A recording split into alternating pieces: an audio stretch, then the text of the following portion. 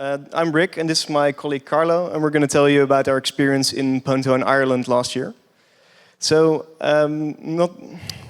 let's see, we did this already. We're both part of a security research firm called Midnight Blue, and we typically do more ICS-related research, but a couple times a year we'll do Pwn2Own as well. Not on the stage are Peter Geisler, who you might know better as Blasty, and Jonathan Jacht. They also worked on this research together with us. So, a quick overview of Pwn2Own. Pwn2Own is a live zero-day competition run by ZDI, who are part of Trend Micro. Roughly 3 times a year, they'll do different competitions to discover new zero-day exploits for devices. They run a couple different categories. So there's a desktop edition, there's an IoT edition, and an automotive edition.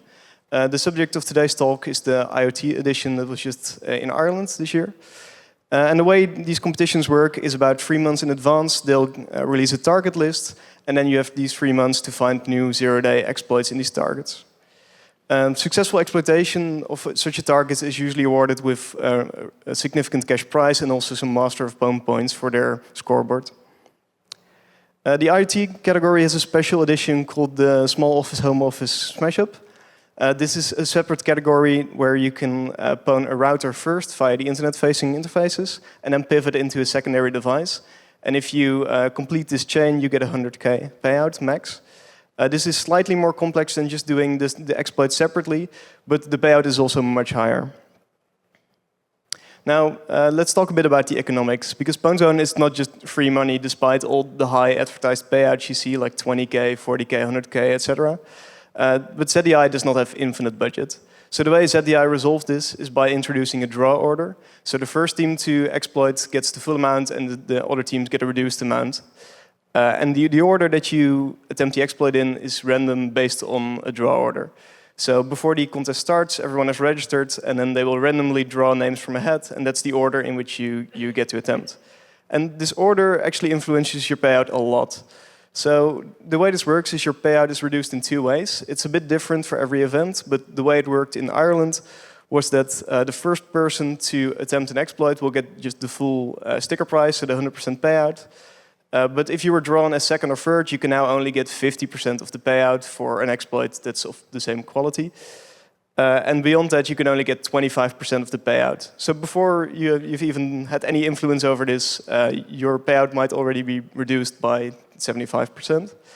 And then there's the second way your payout can be reduced as well. It's depending on bug collisions.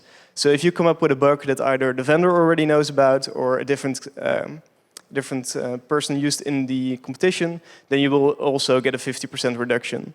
So in the absolute worst case, you are drawn more than 4th person in a row, and you use the same bug as someone else, you can only get 12.5% of the original payout. So with it out of the way, let's go over to the target selection. There are some things to balance for target selection. So one thing to consider is to decide how much time you want to spend on a target. So you want to avoid bug collisions with other teams. So if you go with the first command injection bug that you find, you need to get lucky in the draw order to actually get any money. On the other hand, if you find some memory corruption bug in a fairly obscure parser, then the odds of someone else finding the same bug are fairly low, and now you're just subject to the draw order. Finally, we would just recommend buying as many devices as possible. Having the actual device sitting on your desk is a great motivator to actually work on it, both because of sunken costs fallacy, but also because it's usually a lot easier to confirm details dynamically than trying to do everything statically, or even getting to the firmware sometimes is a lot of effort if you don't have the device. And then beyond that, trying to emulate it can also take a lot of time. So in general, we would say just buy the device as early as possible if you're confident. We typically look only for a few days online for firmware before just deciding to buy the device or go look at another target. So these are the actual devices we ended up buying. We picked up the Canon and Lexmark printers just because we've exploited them for the last couple of years. So we don't have this initial high startup cost of trying to decrypt the firmware, desolder, flash chips, etc. We also have custom tooling for it, so that saves a lot of time. They're also generally relatively easy targets. They're only worth 20K, which made them great for SOHO because it's fairly easy to find multiple bugs in this agent parser code. And then you can reuse them for SOHO and for standalone entries. In the NAS category, we picked the B station and disk station because they share a lot of software, so we could just buy one, and then if we have multiple bugs, we could buy the other one. And for a router, we selected the QNAP QRAR device since it hadn't been in Pwn2Own yet. All the other targets had been in Pwn2Own previous years. So we figured there would be multiple bugs. And also for the router, it doesn't really matter if you pick a more difficult one because it's all part of the same SOHO category. We also picked up an AOTech Smart Hub and 2 security cameras, but those are not really relevant for today. Now we want to give you a rough overview of the timeline, like how did we divide work and how much time did we spend. So roughly we spent about, everyone spent about a month and a half of full-time equivalent on Pwn2Own. All the targets you can see in green are targets that we actually successfully exploited. The ones in gray we tried but couldn't come up with an exploit. And then for the red ones we had an exploit, but either it got patched really close to competition or it failed on stage. Another thing to notice is that some of these boxes are well beyond the sign-up deadline, and one of them is even beyond the start of Pwn2Own. That's because you can kind of bluff your way into Pwn2Own. So if you have an exploit that's nearly done and you feel like if I have a few more days, I'll make it work, you can just sign up. The worst thing that can happen is you have to retract an entry, and that only really matters for your position on the scoreboard. It doesn't matter for the payout. So before we get to our success stories, we wanted to show a few failures because we feel this isn't really shown in most talks. So the first one we failed on was the AOTech. We spent about 2 weeks trying to break crypto. We really weren't expecting it to be this difficult because this was basically the cheapest device. We hadn't heard of it before. So 2 of us spent time on this. One person was trying to dump the firmware and break it that way. And meanwhile, I tried to blindly pwn the Lua interpreter because there was this this user plugin system on the device that accepted Lua, and they didn't properly lock down their debugger, so you could get to bytecode. And once you can load bytecode, there's known ways to turn it into memory corruption, and you can get native code exec. That took a really long time, only to figure out that this native code exec was still in NSGL. So this didn't get us anywhere, and after about, I want to say 2-3 weeks, we decided to just go look at another target. Other teams did manage to exploit this, so there was a talk about this yesterday, which I would recommend. And then also there were some people from Neodyme who mentioned that actually the U-boot was from 2017, way out of date, and you could just use that to leak the actual firmware. Another failure was the Synology TC500.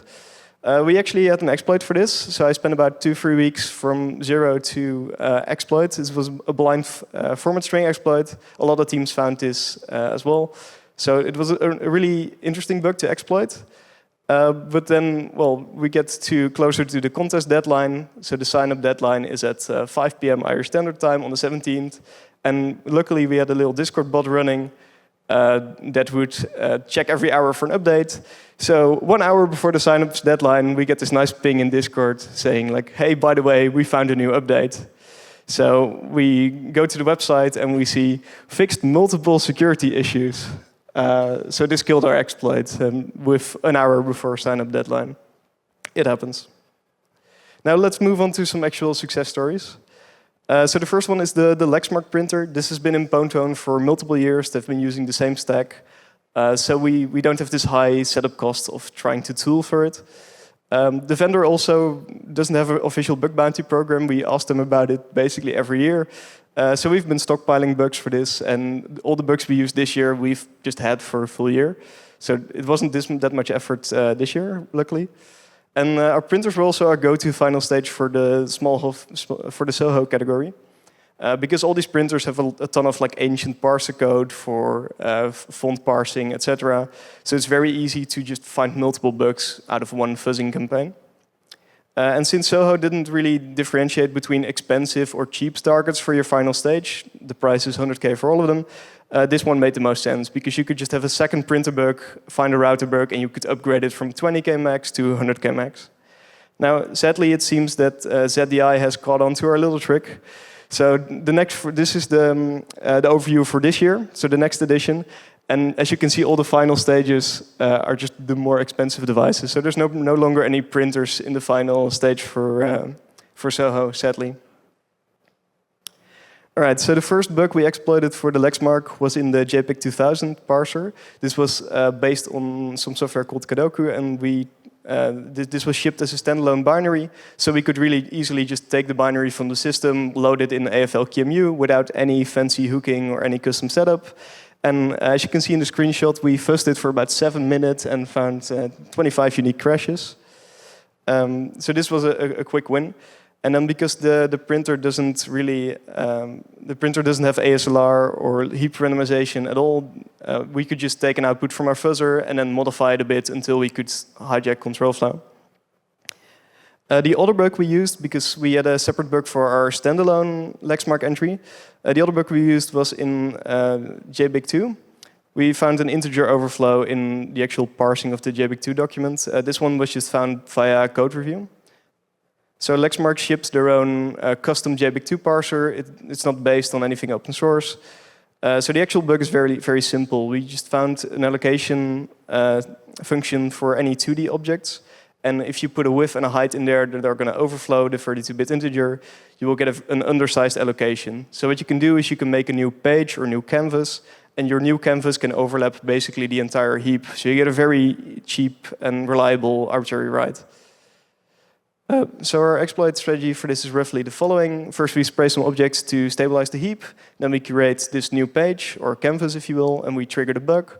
So now we have this new page that actually has very large dimensions, but the underlying allocation is very small. So we use that to then allocate other target objects.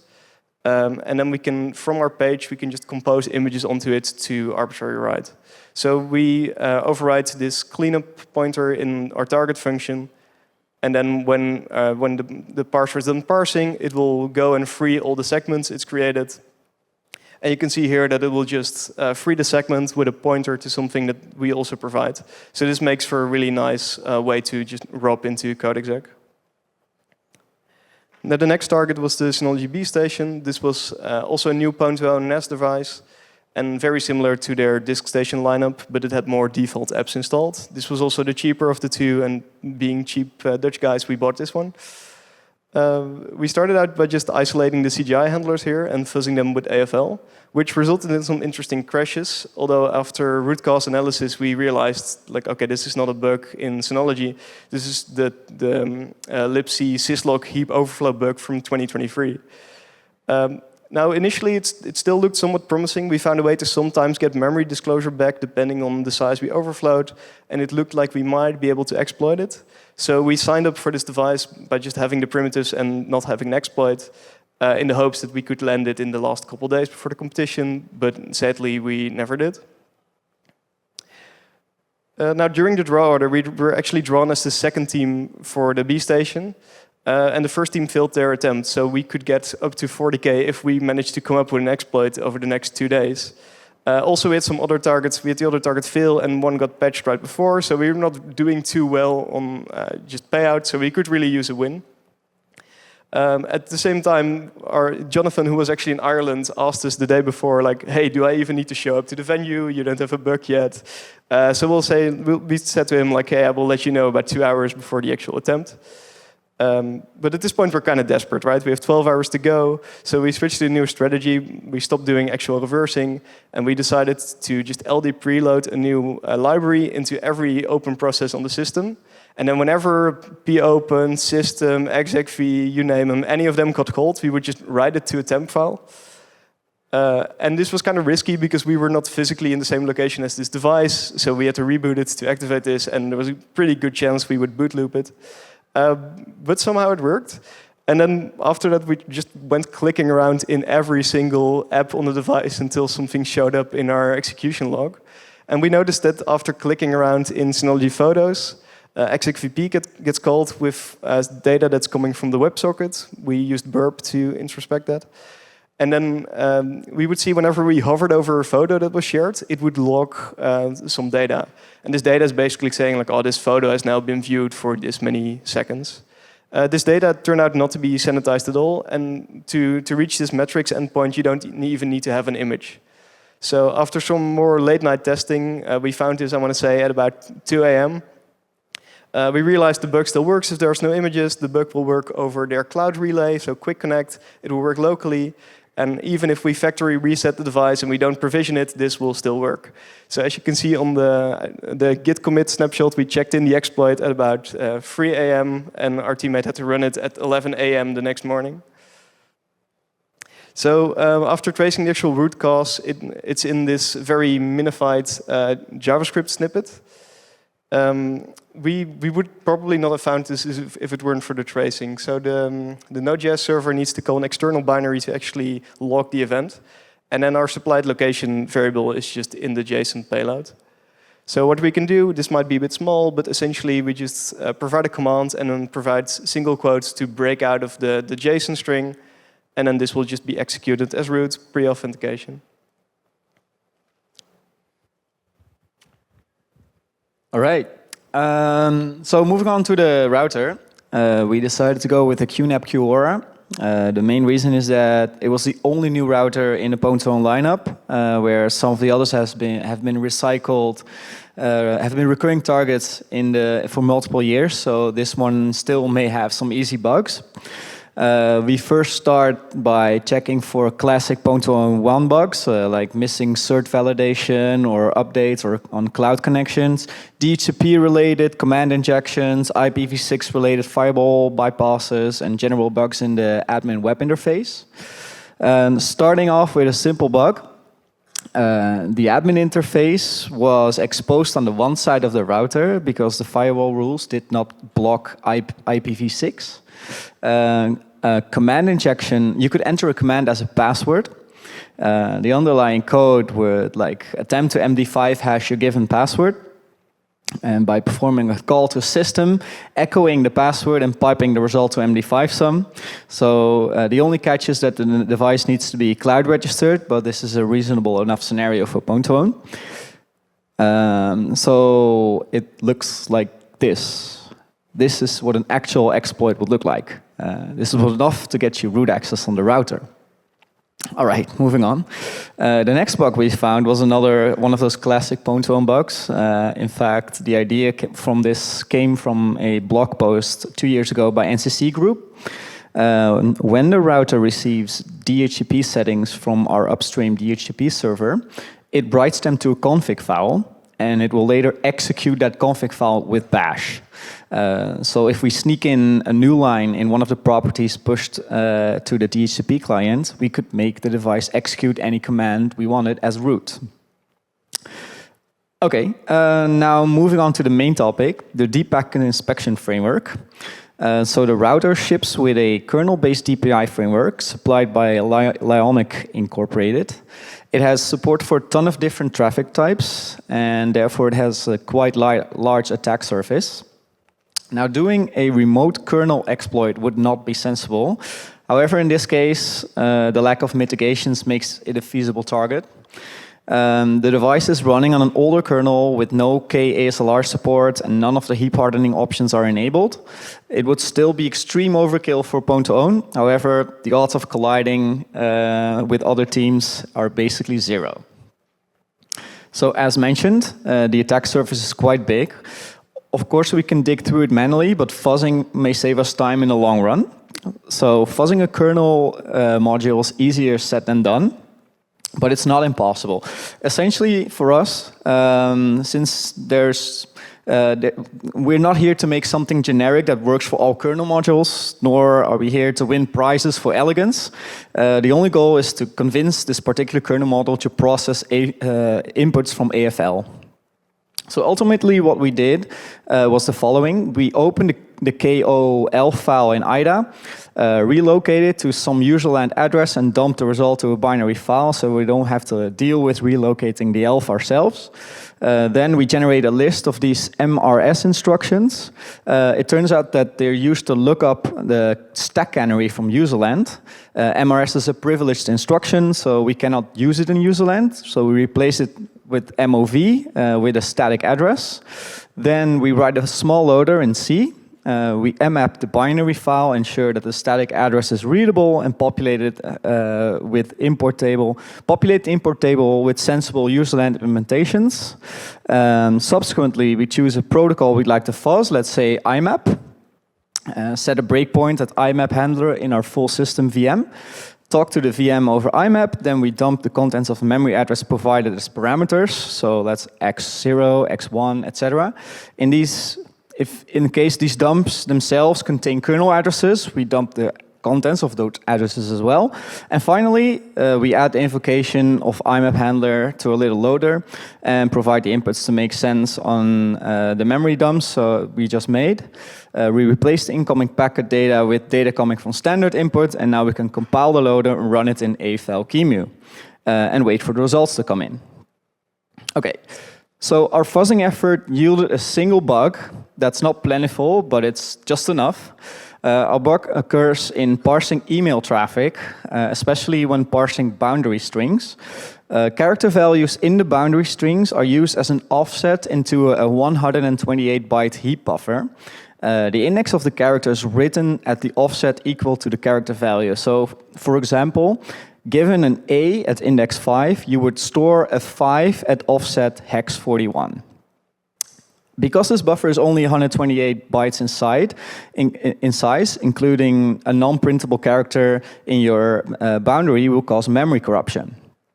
The bug ends up giving you an out-of-bounds write primitive on a 256-byte chunk. But before we can even think about exploiting this, we have some prerequisites to care of. First, we need a way to get even to get to the DPI process to process our traffic. This is not trivial since we're only on the internet side of the router. If we manage to do that, we also need to find a set of primitives to shape the heap without causing too many side effects. Normally, DPI will only scan traffic that passes through the bridge. So for our traffic to be scanned, it either needs to be generated on the LAN side by a client, or we need some kind of port forwarding. Neither scenario is valid for Pwn2Own. But we also found a workaround. We can bounce traffic off the router if we use IPv6 and some clever routing. So suppose that we control two entities on the one side. We need a packet from one entity we send a packet from one entity to another. The destination IP address is set to the other entity, but the destination MAC address is set to the router. This can be accomplished by creating a static entry in the NDisk table, so that's the IPv6 equivalent of an ARP table. The router's network controller will pass the packet to its kernel, and then the kernel in turn figures out that the IPv6 address doesn't match its own, and thus the packet should be forwarded. It looks up the destination IPv6 address in its routing table, ultimately forwards back the packet to us on the WAN interface, and in the process, it scans it with DPI. So on the picture below, you see like all the orange marked addresses. Those are our addresses, and like the only thing that's from the router is like the MAC address of the router. So using this trick, we can now hit the DPI framework from the one side only, meaning it's in scope for Pwn2Own. The next thing on our to-do list is to get more control over the kernel heap. We need at least to be able to allocate something in the kmalloc 256 bin. Ideally, this would be something we can almost fully control. Doesn't have too many side effects and no strict limits on the amount of allocations we can do. We should be able to free this at will, so we can do proper heap shaping. DPI once again comes to the rescue here. The HTTP parser will extract certain values from a cleartext HTTP traffic, for example, the host header. The host header is allocated and saved on the kernel heap while the request is still being parsed. And we can use this to allocate any size we need. And we can then trigger it by sending a carriage return in a new line. And we can free it by closing the underlying socket. This does come with some minor restrictions, such as not being able to use carriage returns and new lines in our ROP chain and shellcode. But other than that, this is a really nice building block for our exploit. Now that we have covered all the prerequisites, we can start working towards an arbitrary write primitive. So our goal here is to link a fake chunk into the free list for 256-byte chunks. The first step is to fill in any gaps in the heap using HTTP-based spray. So it looks something like this. And next we allocate a few more host headers that all fall in the kmalloc 256 bin and immediately free them. If we defragmented the heap sufficiently, this should result in one or more adjacent kmalloc 256 chunks that are part of the free list. Since the free list is not supposed to be used anyway, it makes sense for the kernel to repurpose them for bookkeeping. So that's exactly what happens. Global pointer points to the last free chunk. That chunk in turn basically directly stores a pointer to the next free chunk and so forth. So this is nice for us, as corrupting the contents of a free chunk will allow us to control the value returned by kmalloc at some point, which is what we're going to do. So we trigger the bug by sending a multi-part boundary string over IMAP. The buffer gets allocated, and which hopefully reclaims one of the freed host headers and is thus adjacent to another freed host header. We use the out-of-bound write in the multi-part boundary chunk to target the next pointer of the free HTTP host header chunk to point to a spray chunk. The character set that we use, that we can use to write into the HTTP chunk is limited, so we need an extra level of indirection to get a true arbitrary write primitive. We can solve this by spraying the heap with fake chunks before this stage. We need to guess the address of the sprayed contents, obviously. It turns out that for each HTTP socket, the last 4K of data ends up on the kernel heap buffer. So spraying the heap is straightforward. You just create thousands and thousands of HTTP sockets and send the desired data. We construct the spray chunks such that the first 8 bytes point to the target we actually want to write to. The next question becomes, where do we actually want to write to? We can't go for the normal local privilege escalation targets, such as modprobe path, since we're fully remote. So instead, we decide to target a struct in the data section. We target ICMPv6 protocol, which is used for when IPv6 ICMP traffic is received. So to actually turn this into control flow hijacking, we need to do some more work. Our spray chunk is carefully crafted to contain the following components. First, a pointer to the ICMPv6 protocol struct to serve as the next pointer in the free list. It also contains a fake ICMPv6 protocol struct followed by a pivot and then a rob chain.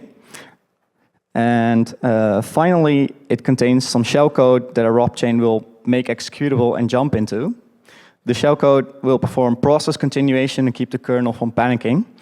And the spray chunk is also currently linked into the free list because of override we just performed.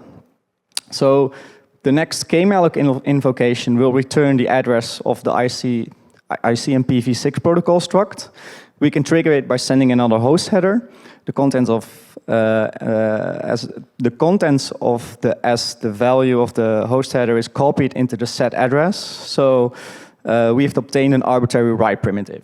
And we're using it to corrupt the ICMPv6 protocol struct. Once corrupted, we send an IPv6 ping packet, which will set the whole chain in motion. First, the receive method in our fake struct gets invoked. This pivots the stack into the rob chain, and then marks the shellcode as executable and ultimately runs it. The shellcode runs our desired command as root and finally scans the memory to find the address of the stack pointer before the pivot. When found, the stack pointer registers change back to what it was before, and the kernel resumes execution as normal. So we have a remote kernel heap exploit written in PHP. So I think we can safely claim we are the first. Okay, so that looks a little bit like this.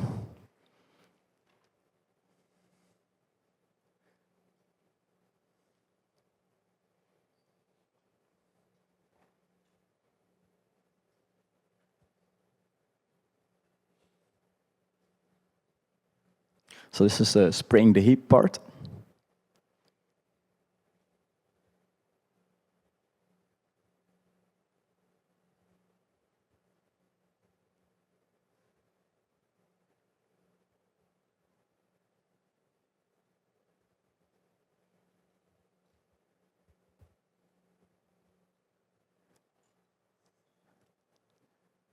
And there we go.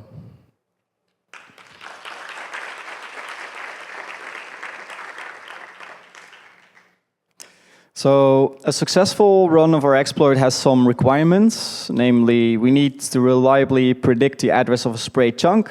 The kmalloc 256 bin is not allocated from during our heap shaping stage, and the kernel heap is not extremely fragmented. So our success rate is about 1 out of 2. But on the bright side, the system automatically reboots in case of a kernel panic. Automatically rebooting is allowed by the rules of Pwn2Own. And after reboot, the kernel heap is in a clean slate. We can just try the exploit again. So now on to metagating. We have 3 working exploits. 2 of them are trivial command injections, and the other one is a remote kernel RCE. So in an attempt to improve our odds in the SOHO draw, we decided to burn 2 bugs. The SOHO as a category is already extremely popular, so if there are a bunch of trivial bugs, we could lose up to like 75 or 87% of our payout due to collisions and draw order. Both bugs we found are also classic Pwn2Own bugs, so many teams will have found them as well. So about 2 weeks ago, before Pwn2Own, we decided to report them directly to QNAP. They initially got patched within 4 days. However, we immediately managed to bypass one of their patches. So we followed up with a bypass and proposed a fix. 2 days later, it was correctly patched. We then registered a SOHO chain attempt against QNAP router and the Lexmark printer. We're pretty confident that neither bug will collide, because they're both memory corruption. And we highly doubt that anyone else is crazy enough to go for this remote kernel exploit. So to actually chain our bugs together, we went for a modular approach. The kernel exploit copies the SSH daemon to a separate path. It patches it so that it accepts any random password, and then runs it and exposes it on the internet side. We then have some glue code that logs into the router, scans the ARP table to find a Lexmark printer, and from there we just forward it to the outside and run the exploit for the Lexmark as normal. So here's the theory. We burned 2 bugs in the week before the competition started. For sure, most of our competitors were relying on them, and they're now forced to withdraw. We'll be one of the few teams left with a working exploit, and so we have a good chance of getting 100K or at least a 50K. So now comes the practice. We came out 5th in the draw. It turned out that in total 9 teams were competing in the SOHO category. All of them chose the QNAP as the first target, and all of them appear to have found unique command injection bugs. So yeah, it turns out that this device is a piece of garbage. Turns out that we were right on the hypothesis that we're the only ones crazy enough to develop a kernel bug. Our bugs were unique, so no further reductions in prize money, but ultimately we only received 25K for the whole chain. So rounding out with some takeaways and going forward strategy. So quantity over quality. Since much of your payout is determined by the draw order, it makes more sense to try to exploit as many devices as possible, even if you need to use an obvious surface level bug. Expect losses. Last minute patches happen every year. It's just a part of life. The only thing that you can do is mitigate the risk is having multiple exploits or by having a lot of different targets, so losing an exploit is not too bad. Bluffing on the sign-up form, if your exploits aren't done, is a legitimate strategy, as you've seen. You might just need a little bit more time. In the worst case, you can always just withdraw your entry and lose a few Master of Pwn points, which isn't the worst thing in the world. Burning bugs is not super effective, as we've experienced firsthand, especially on fresh, buggy targets that turn out to be a little bit more buggy than you expect. Okay, so with that, if you have any questions, I'd love to take them now.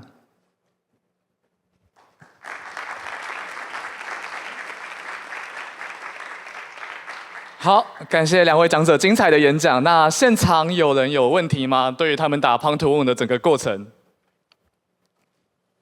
好，那再让我们掌声感谢一次讲者，谢谢。